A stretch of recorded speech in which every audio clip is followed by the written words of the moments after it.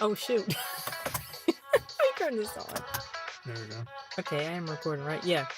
Okay, so what did we just get out of the theater? Now we saw Lost Boys for the first time in the movie theaters. I mean, First time on the big This would screen. be my third time technically watching This is it. probably my 500. 500. I've seen this movie so many times, but let me tell you, on the big screen, it's so much better. Just the sound and the cinematography, and I don't know, it just felt like such a more fun experience. I mean, other than the very first time I ever saw it. And also hearing people that have not seen it for the first time. I have a feeling they probably Most of them, yeah, but I think the younger kids there probably not. I don't know. I mean, this movie's a classic. It's one of the best. Well, to me, it's the best vampire movie ever. Well, there's Underworld. I know, but I still like Lost Boys as far as, I don't know, there's something about it. I think it's because... at the time I was never really into vampires until I got into Hellsing. Yeah. Hellsing got me into vampires. I've been into vampires since I've been a teen. But Hellsing, I don't know, just a la carte, he looked cool. And he is cool. And then I started to dive deep into like vampires, so Underworld, and then of course later Lost Boys. But I think I watched Lost. No, never mind. Yeah. Well, something that I was going to say is, just as I'm rewatching again on the big screen, so it just feels like a whole new experience than watching it at home on the smaller screen, even though we have fairly big TVs. It's just how well crafted this story was. All the hints that they gave you, but for the first time watching, you never really fully pick up on it. You know, the part about Max, and then like the reveal about him, like all these these different ways they tried to mislead you. Well, yeah, like, and the way he acted in the beginning, too. The very first time I ever saw it. And the way he acted too, you would think he's just a regular guy, right? And his interaction with David, but then you kind of want to imagine like what was like when they cut away from that scene.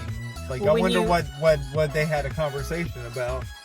When you go back and rewatch it, all the signs are there, and you can see like when Michael invited him into the house, you know. But at the time, you're not even really thinking about that. Well, no, if you think about vampires. I know, right? But like at the initial time you watch it, it's not something that necessarily occurs to you. And there was something I was going to say.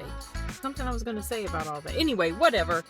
It was so much fun. No. Sort of. I mean, they kind of like, he's looking at the comic and is talking about the Hellhound, and then Thorn comes out. Yeah.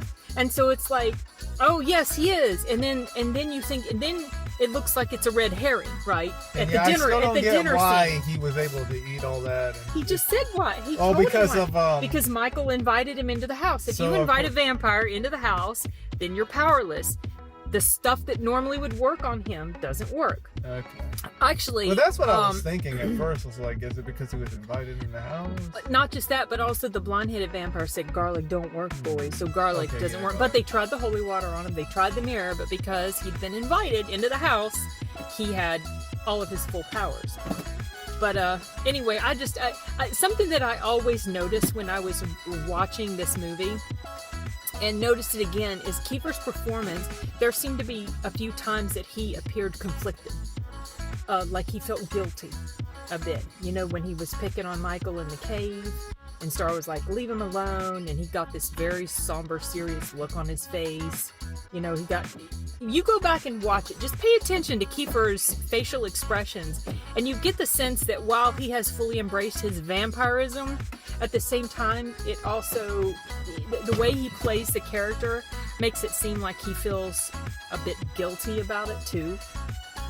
What he's doing. Just next time you go, if you haven't ever paid attention, but he still carried watch the nuances. He still carried it. He did, but watch the nuanced expressions on his face, especially in the scene when they are giving him the wine and they're doing all these mind games on him. I noticed that. I think specifically I started to notice it more and more from the second viewing on, because the first viewing you're just kind of in the experience, and then when you go back and you rewatch it, you start to notice all these other little things. But I've always found this character really interesting. He's so striking. His look, the white hair, the black outfit, and just and he was such a little baby when they made this movie. He was a freaking teenager. But he looked so adult. Well, I mean, he was an adult, but anyway.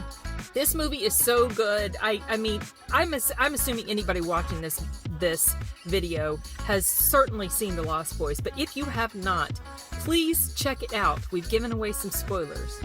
We did a review for this, We were already. talking about spoilers. No, Anyway, but we did a review for Corey Michaels movie. if you want a little time capsule of what the 80s looked like. And the humor, I mean, I don't know, just this is such a fun film. I swear.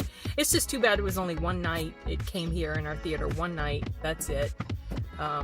It'll probably come back again. I think it came to other Cinemarks after the the pandemic and everything. But anyway, it was just so much fun, and yeah, just wanted to talk about it.